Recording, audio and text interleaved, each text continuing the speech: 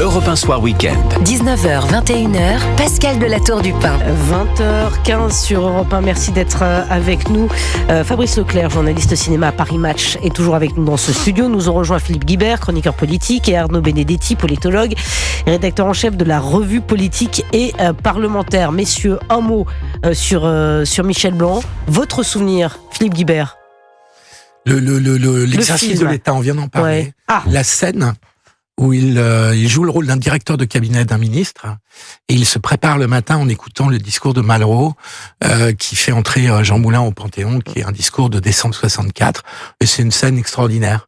Parce que c'est très rare les acteurs qui ont réussi à être comiques, puis ensuite acteurs dramatiques, et être très très bons, donc très grands acteurs dans les deux catégories. Dans les deux exercices. Et voir nos Je ne vais pas être original, parce qu'en plus, comme je dirige une revue qui est la revue politique et parlementaire, L'exercice de l'État, c'est un film qui est tout à fait intéressant, et je pense que c'est un film à faire voir à des étudiants, pour comprendre justement ce que c'est que incarner l'État et être en responsabilité de l'État. Et c'est vrai, je rejoins ce que dit Philippe, c'est que il était très crédible dans les personnages comiques. On a ri tout à l'heure, ces fameuses répliques dans Les Bronzés, mais il était extrêmement crédible dans les personnages plus dramatiques. Il y avait un autre film aussi qui est un très beau film, c'est Monsieur Hir, également, où il joue le rôle d'un personnage qui est tourmenté, sombre, solitaire, et où manifestement il habite le rôle. Et c'est vrai que c'est difficile pour quelqu'un qui est catalogué dans la catégorie des comiques, ensuite d'épouser des rôles qui sont des rôles un peu plus difficiles et plus complexes. Il y en a très peu. Fabrice Leclerc, vous l'avez vu la dernière fois, Michel Blanc, c'était lors de cette très belle une de Paris Match. Vous aviez réuni la troupe du Splendide, c'était il y a quelques mois. Vous vous souvenez évidemment de cette une. Dans quel état d'esprit il était, Michel Blanc? Quel souvenir vous avez de ce moment? Alors, ce qui est amusant, c'est la réflexion au journal, c'était qui a symbolisé les 20-30 dernières années, à la fois des gens populaires, de qualité, drôles, accessibles, et on s'est dit que c'était le Splendide. Et on a beaucoup travaillé avec Jérôme Béglé, le directeur du journal. Clavier et l'Ermite ont été deux moteurs pour rassembler la troupe. C'est toujours difficile de les rassembler. Et Michel Blanc, c'est le seul qui, une heure avant le shooting qu'on a fait au Splendide, a dit « Ah ben non, finalement, je vais pas venir. Mais de toute façon, c'est pas essentiel que je vienne, je suis pas essentiel. » Si. Oui, mais j'ai mal aux pieds. Oui, non, mais il faut venir. Il est venu, il a fait le truc. Et puis, 2 jours après, il a laissé un message en disant « Merci, merci, merci, j'ai retrouvé mes potes, on a redit des bêtises, j'ai embrassé Josie sur la bouche, on a dit des insanités, qu'est-ce que c'était drôle, qu'est-ce que c'était bon. » Et voilà, c'était ça, Michel Blanc. Il avait parfois...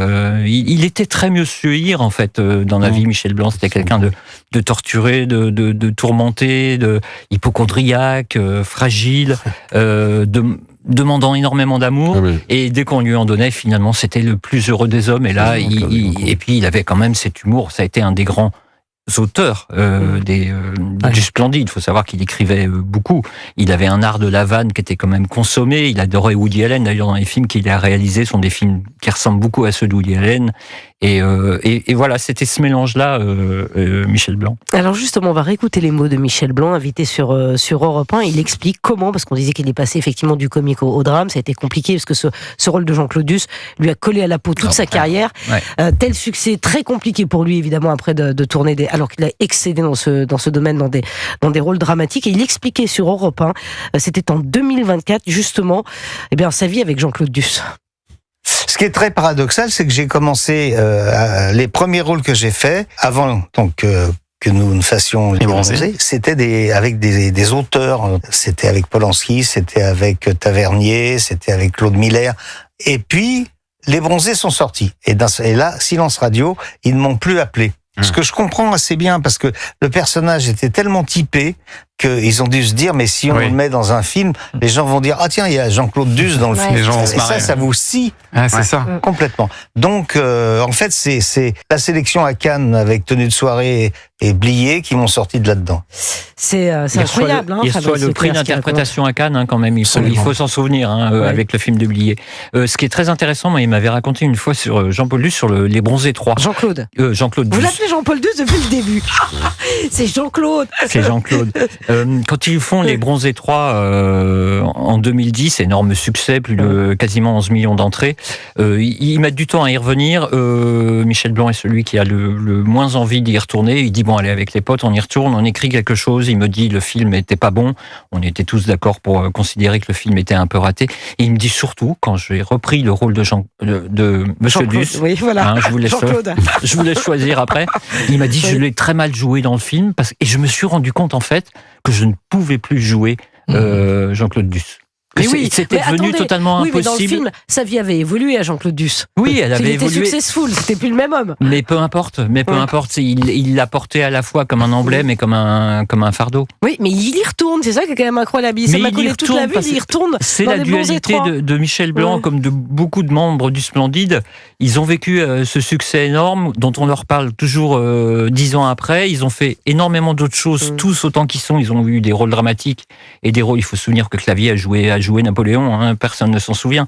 Mais quand ils reviennent à ça, c'est quand même l'ADN de la bande de copains du lycée à Neuilly, qui aiment déconner, qui aiment raconter des horreurs, et surtout qui a un talent d'écriture comique qui va révolutionner la comédie à la française à la fin des années 70. Et c'est une bande de potes, il faut s'en souvenir, ça aussi. C'est une vraie bande de potes. Et on dit jamais non à ses potes. Non, on dit jamais non à ses potes, vous avez raison, Fabrice Leclerc, Philippe Guibert. L'humour du Splendide aujourd'hui, compliqué, non ? Ouais, mais enfin, visiblement, vous voyez... Si vous dites oui à Arnaud Bénédicte... moi, je pense que c'est compliqué. Aujourd'hui, c'est compliqué. Oui, mais tout le monde pense à Jean-Claude Duss. Il est rentré, Michel Blanc est rentré grâce à lui dans la... Il fait partie de la famille, tout simplement. Et il a eu le mérite de savoir en sortir, mais il est resté pour des millions de Français cet acteur. Arnaud Bénédicte, sur l'humour du Splendide, là on parle évidemment des... Oui, je pense que ça serait plus compliqué aujourd'hui, vraisemblablement, parce qu'on est dans une société qui est certainement plus, j'allais dire... qui accepte moins un certain nombre de choses. Donc, on peut imaginer que ça serait plus compliqué. En même temps, moi, ce que j'ai envie de dire, c'est que d'ailleurs, la bande du Splendide est comme ça. C'est que ce sont des vedettes, je veux dire, qui ont traversé presque 30 ans, plus de 30 ans de vie cinématographique en France. Mais ce qu'il y a de très sympathique avec eux, c'est que ils se prennent pas au sérieux, c'est le moins qu'on puisse dire, que ce sont des comédiens, ce sont des acteurs. Ils sont pas donneurs de leçons du tout. Ils interviennent assez peu d'ailleurs. Ils font pas partie de ces comédiens, de ces acteurs qui interviennent dans le débat public et qui s'érigent parfois un peu comme des maîtres à penser. C'est pas tout à fait le cas. Et je pense que Michel Blanc, c'était pas le cas. Moi, je l'ai pas connu, mais j'ai pas souvenir de Michel Blanc intervenant dans le débat public. Il reste dans ce qu'il était. Et donc, en fait, c'est ce qui, je pense, aussi fait leur force d'une certaine manière et les rend encore plus sympathiques aux yeux du public. Il faut se souvenir qu'à l'époque, le Père Noël qui sort en 1982, je vous rappelle que les affiches du film sont interdites dans le métro parce que c'est blasphème. Alors racontez-nous les affiches, parce que là, le Père Noël est une ordure, le titre choque beaucoup de gens et donc les affiches du film seront interdites dans le métro. Le titre, le Père Noël est une ordure. Et revoyez le film aujourd'hui, c'est extrêmement trash, c'est une satire sociale. C'est terrible. Terrible de la petite bourgeoisie, des pauvres et des riches, des homos, des hétéros, des gentils et des pas gentils. Un film aujourd'hui dans le cinéma français tel qu'il est, je ne suis pas sûr qu'il trouve du financement. C'était extrêmement dur, quoi. C'est hard, c'est de l'humour très, très, très brutal, très, très rentre dedans. Et ils ont amené réellement quelque chose. Il y a le Splendide, il y a les nuls ensuite qui amènent encore quelque chose de supplémentaire, mais dans leur sillage. Et depuis, qu'est-ce qu'il y a ? Les Inconnus ? Pareil, les inconnus, mais ça passe pas. C'est moins vert, je trouve. C'est moins hard que le Splendide. Le Splendide, effectivement, et Michel Blanc. Vous savez si, parce que c'est vrai qu'ils se sont pas exprimés aujourd'hui, la troupe du Splendide, ses copains, pas un mot. Ils ont demandé à. Ils ont fait un communiqué. Pour expliquer effectivement les circonstances du décès de Michel Blanc. Vous avez raison. Après, ils ont fait un communiqué commun en disant, écoutez, respectez notre douleur, on ne dira rien. Est-ce qu'ils vont pouvoir se manifester pour rendre un dernier hommage à leurs copains?